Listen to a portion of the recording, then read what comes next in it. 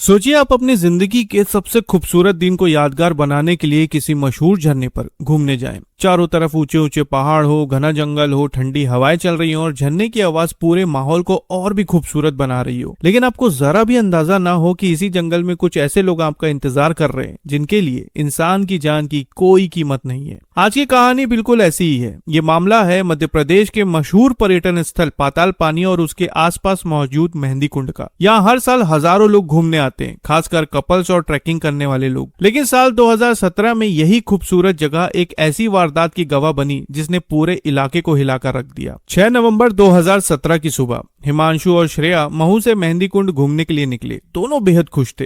रास्ते भर तस्वीरें लेते हुए आगे बढ़ते रहे। लेकिन मेहंदी कुंड का रास्ता आसान नहीं था। घने जंगल, पहाड़ी रास्ते और चारों तरफ एक जैसी वादियां। ऐसे में धीरे धीरे दोनों रास्ता भटक गए।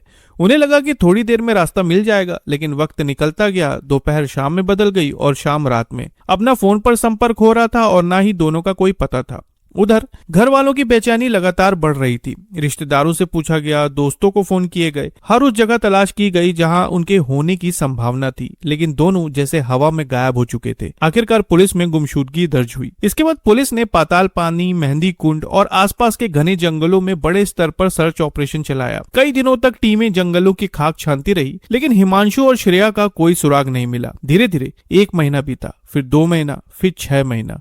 अब परिवार उम्मीद छोड़ने लगा था और पुलिस की जांच भी लगभग ठंडी पड़ चुकी थी। लेकिन फिर मई 2018 में एक ऐसी घटना हुई जिसका इस केस से दूर दूर तक कोई संबंध नहीं था। एक किसान की 4 बोरी चना चोरी हो गई। सुनने में ये एक मामूली चोरी थी, लेकिन पुलिस ने जांच शुरू की और बलराम नाम के एक आरोपी को पकड़ लिया। पूछताछ में उसके साथी को भी गिरफ्तार कर लिया गया। दोनों जेल पहुंचे। यहीं से कहानी ने एक ऐसा मोड़ लिया जिसकी किसी ने कल्पना भी नहीं की थी। एक दिन दोनों के बीच किसी बात को लेकर जोरदार झगड़ा हो गया। गुस्से में साथी ने चिल्लाकर कहा, अगर मैंने मेहंदी कुंड वाला राज खोल दिया तो तुझे कोई नहीं बचा पाएगा। मैं सबको बता दूंगा कि तुम लोगों ने 20 लड़कियों के साथ क्या क्या किया था। ये सुनते ही बलराम का चेहरा उतर गया। उसने तुरंत उसे चुप रहने को कहा और बोला, धीरे बोल, यहाँ दीवारों के भी कान होते हैं। उसे क्या पता था कि उसी बैरक में पुलिस का एक मुखबिर भी मौजूद है। कुछ ही घंटों बाद ये बात पुलिस तक पहुंच गई। पुलिस ने बलराम को दोबारा हिरासत में लिया और इस बार सख्ती से पूछताछ की। पहले तो वो बचने की कोशिश करता रहा, लेकिन आखिरकार उसने सिर्फ एक बात कही, अगर सच जानना है तो मेहंदी कुंड की खाई में उतर कर देखिए। बस इतना सुनना था कि पुलिस की टीम तुरंत वहां पहुंच गई। करीब 50 फीट गहरी खाई में तलाशी शुरू हुई। चारों तरफ बड़े बड़े पत्थर थे। तभी एक जवान की नजर एक जूते पर पड़ी। उसने बाकी टीम को बुलाया, पत्थर हटाए गए और कुछ ही देर बाद वहां से 2 कंकाल बरामद हुए।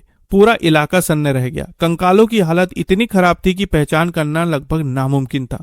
लेकिन एक अंगूठी, एक जूता और श्रेया का टिफिन बॉक्स, इन सारी चीजों ने पूरा रहस्य से पर्दा उठा दिया। परिवार ने पुष्टि कर दी, ये सारे सामान हिमांशु और श्रेया के ही थे। अब पुलिस जानना चाहती थी कि आखिर उस दिन हुआ क्या था। पूछताछ में बलराम ने जिस नाम का खुलासा किया वो था ईश्वर भील, एक हिस्ट्री शीटर जो पहले से कई मामलों में पुलिस के रडार पर था। जांच में सामने आया कि रास्ता पूछते हुए हिमांशु और श्रेया इन्हीं आरोपियों तक पहुंचे थे। आरोपियों ने मदद का भरोसा दिया और उन्हें सुनसान जंगल की तरफ ले गए। वहां पहले दोनों को लूटा गया, लेकिन जब श्रेया ने ईश्वर भील को पहचान लिया और कहा कि वो उसी के गांव का है, तब आरोपियों को समझ में आ गया कि अगर दोनों जिंदा रहे तो उनकी पहचान खुल जाएगी। इसके बाद दोनों को बेरहमी से मार दिया गया। शवों को गहरी खाई में फेंककर बड़े बड़े पत्थरों के नीचे दबा दिया गया। उनकी स्कूटी और मोबाइल भी गायब कर दिए गए ताकि पुलिस कभी उन तक पहुंच न सके। लेकिन जांच यही नहीं रुकी। पूछताछ में कथित तौर पर सामने आया कि ये गैंग लंबे समय से जंगलों में आने वाले कपल्स को निशाना बना रहा था। पहले उन्हें सुनसान जगह ले जाया जाता, फिर लूटपाट की जाती, वीडियो बनाकर ब्लैकमेल किया जाता और उनके साथ बेहद गंभीर अपराध किए जाते थे। मुख्य आरोपी ईश्वर भील बाद में इंदौर से भागकर गोवा पहुंच गया, लेकिन वहां भी उसने कथित तौर पर एक और कपल को निशाना बनाया। इस बार वो गिरफ्तार तो हुआ, लेकिन मेडिकल जांच के दौरान पुलिस को चकमा देकर फरार हो गया। सबसे हैरानी की बात यह है कि 2026 तक भी ईश्वर भील पुलिस की गिरफ्त से बाहर है। हालांकि उसका साथी बलराम मकवाना उम्र कैद की सजा काट रहा है, जबकि गैंग के 2 नाबालिग सदस्य को बाल सुधार गृह भेजा गया था। आज भी पाताल पानी और मेहंदी कुंड के आसपास चेतावनी बोर्ड लगे हुए हैं, जिन पर पर्यटकों को सुनसान इलाके में न जाने की सलाह दी जाती है, क्योंकि कभी कभी जिस जगह को लोग सुकून तलाशने के लिए चुनते हैं वही जगह जिंदगी का सबसे डरावना सच बन जाती है।